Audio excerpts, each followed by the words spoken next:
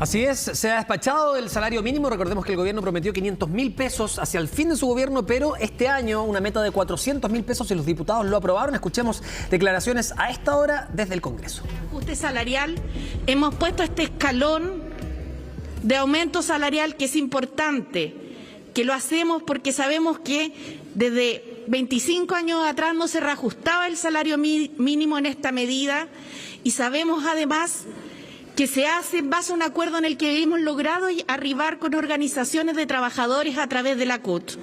Queremos construir una relación distinta con las organizaciones sociales, con las organizaciones de pequeñas y medianas empresas, porque reconocemos que son actorías principales del país y el diálogo nos va a permitir avanzar en mejoras en las condiciones de vida. Pasamos ahora a la tramitación al Senado.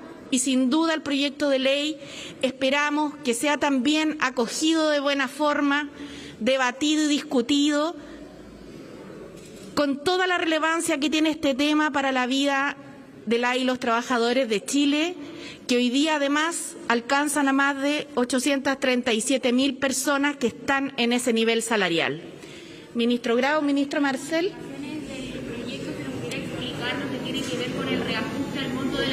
Al reajuste de la pensión garantizada universal, que es otra de las materias que estaba como condición, que se puso como indicación por parte del Ejecutivo, y de esos más detalles va a hablar el ministro de Hacienda, Mario Marcel. Escuchamos al ministro. Sí, esta mañana en una última discusión en la Comisión de Hacienda se incorporó una indicación del Ejecutivo para adelantar en un mes el reajuste de la pensión garantizada universal, que se va a reajustar en la inflación desde febrero hasta mayo de este año, ¿no? Así que esto se ha agregado dentro de la misma lógica de otras medidas que están dentro del mismo proyecto de ley, que tienen que ver con compensar, mitigar el efecto de la inflación sobre los ingresos de los trabajadores y en este caso de los pensionados. También se le consulta al ministro respecto al planteamiento de algunos parlamentarios de oposición sobre la posibilidad de implementar un IFE de invierno, que es otra de las materias que han surgido como alternativas, considerando los distintos proyectos que ya están en discusión en el Congreso Nacional para ir en apoyo de la Bueno, yo creo que ahora ciudadanía. tenemos que focalizarnos en lo que tenemos en discusión. Como decía la ministra, hemos dado un paso muy importante con esta aprobación en la Cámara de Diputados para el proyecto de reajuste del salario mínimo, de incremento de las asignaciones familiares, los SUF, el complemento por costo de la canasta básica de alimentos, el apoyo a las pymes. Y esa es nuestra tarea inmediata, continuar con esta discusión en el Senado la próxima semana y con la idea de que esto ya pueda ser ley a fines de la próxima semana, de tal manera de que los trabajadores y trabajadoras puedan contar con este conjunto de mejoras y beneficios que contiene este proyecto de ley, que tiene toda la historia previa que mencionaba la ministra y que además, como normalmente ocurre aquí en el Congreso, ha sido también objeto de mejoramientos en su tramitación en la Cámara de Diputados. Se le insiste al ministro respecto a la pensión garantizada universal en torno a si es que se adelanta o no el pago para quienes tenían contemplada la vigencia de esta pensión para agosto del presente año. El beneficio va a ser devengado un mes antes. Ahora, como la inflación a mayo se conoce el 8 de mayo, entonces es posible que no alcancen a calcularse, a incorporar ese incremento en el pago que se haga en el mes de junio, pero si no es así va a acumularse con ese efecto retroactivo en el pago de julio, ¿no? Ministro de Economía, queríamos aprovechar de consultarle también respecto a los beneficios para las pequeñas y medianas empresas, puesto que se habían generado ciertos planteamientos. ¿Cómo se termina despachando su tramitación en la Cámara Alta lo que refiere a la posibilidad de optar a este subsidio que entrega el Ejecutivo? Bueno, tal como han dicho la ministra del Trabajo y el ministro de Hacienda, estamos muy contentos por el avance en este trámite en el Congreso.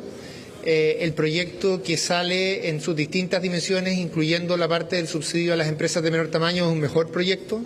Es un proyecto que en particular, un cambio relevante que se ha incorporado en en esta Cámara dice relación con ampliar el tipo de empresas que van a poder acceder a este subsidio. En particular hemos ampliado a todas las empresas sin fines de lucro, un cambio que agradecemos y creemos que mejora el proyecto.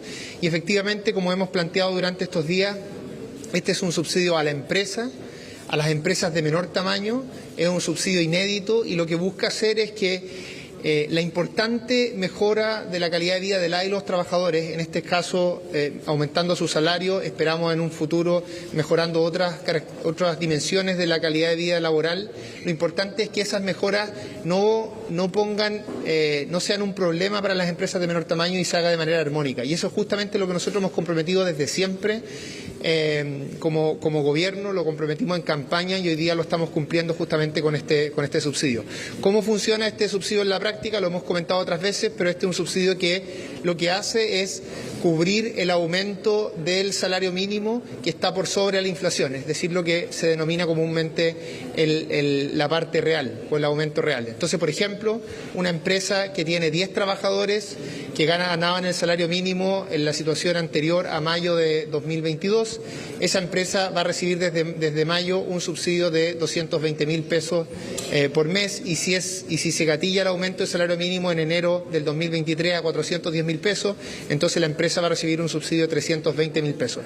Esto significa que en el acumulado, en el año en el que dura la implementación de esta ley, en caso de ser aprobada en el Senado, eso va a implicar ayudas de 2 millones, 3 millones de pesos para empresas de este tipo. Creemos que es una ayuda importante que, como les comentaba anteriormente, va a permitir que las empresas de menor tamaño puedan cubrir efectivamente este importante y positivo aumento del salario mínimo. Ministro, de forma explícita, ¿el proyecto establece que alguna pequeña y mediana empresa queda excluida de este beneficio por alguna condición en particular?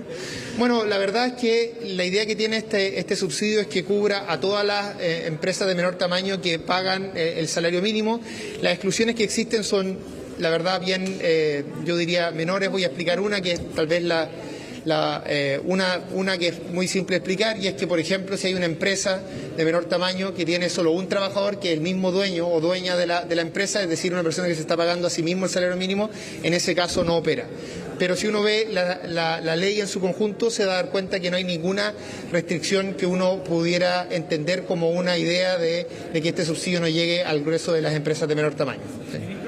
Se le quiere consultar al ministro Marcel por materia económica en términos de lo que significa el análisis que han hecho algunos expertos sobre el mecanismo de estabilización del precio de los combustibles, que podría quedar sin recursos a partir de mayo, y eso se había analizado por parte de la Comisión de Hacienda. Sin embargo, desde el Ejecutivo no había un pronunciamiento al respecto, y por eso se le insiste en que si es que el Ministerio de Hacienda ha hecho los análisis respectivos. Sí, nosotros hemos estado, desde que se aprobó el incremento de los fondos para el MEPCO, hemos seguido monitoreando el funcionamiento del mecanismo. Creo que algunos de esos cálculos a los que usted hace referencia tienen que ver con cálculos que se han hecho tomando los últimos valores del tipo de cambio, pero como sabemos el tipo de cambio es muy volátil, y por lo tanto es difícil proyectar ese tipo de estimaciones a plazos más largos. Así que nosotros seguimos monitoreando.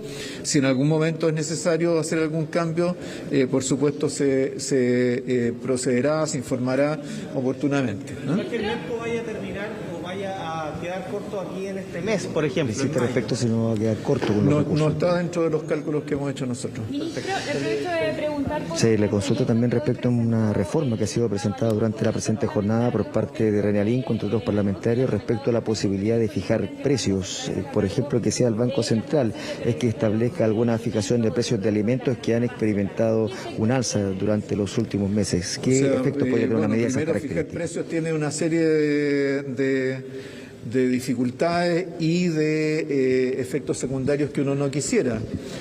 Pero la idea de que además el Banco Central sea el que fije esos precios, eso sí que es algo que yo no he visto, no conozco de algún Banco Central que fije algún precio que no sea la tasa de interés de corto plazo. ¿Qué efectos podría tener, ministro, eso? Se insiste respecto a los efectos que podría tener ese tipo. Bueno, fijar precios tiene la dificultad, ¿cierto?, de que tiende a alentar el mercado negro, tiende a alentar a generar que las personas terminen comprando, ¿cierto?, en ese mercado negro a precios mayores que los que se fijan. La experiencia no es buena. Tenemos países vecinos que han experimentado en esa dirección y la verdad es que los resultados han sido muy negativos. Ministro, también ha avanzado en la Comisión de Hacienda el Fondo de Estabilización de Precios del Petróleo. ¿Cuáles son los efectos más inmediatos que puede tener una vez en vigencia el trámite de este proyecto? Sí, una vez aprobado ese proyecto, va a significar que el precio de la parafina, para ponerlo en el caso de la región metropolitana, debería bajar el orden de los 100 pesos a el precio que tenía más o menos en febrero de este año. Así que volvería a precios anteriores a toda la escalada de precios del petróleo producto del conflicto en Ucrania. Perfecto. Ahí estaban las palabras de los ministros de Hacienda, la ministra del Trabajo, el ministro también de Economía, referente a lo que significan los impactos de estas medidas que ha sido despachada desde el Congreso Nacional, al menos desde su primer trámite de la Cámara de Diputadas y Diputados, pero ahora esto continúa en el Senado. Muy bien, anuncios entonces de parte de los distintos ministros, la ministra del Trabajo, ministro de Hacienda, ministro de Economía, refiriéndose también a este acuerdo del salario mínimo que llegaría a los 400.000 pesos y también con distintas subvenciones, ¿no? Para, dependiendo el gremio, las empresas, por supuesto que no van a poder costear esta alza. Claro, entonces se aprueba en la Cámara de Diputados, pero esto pasa ahora al Senado, veremos ahí qué es lo que ocurre.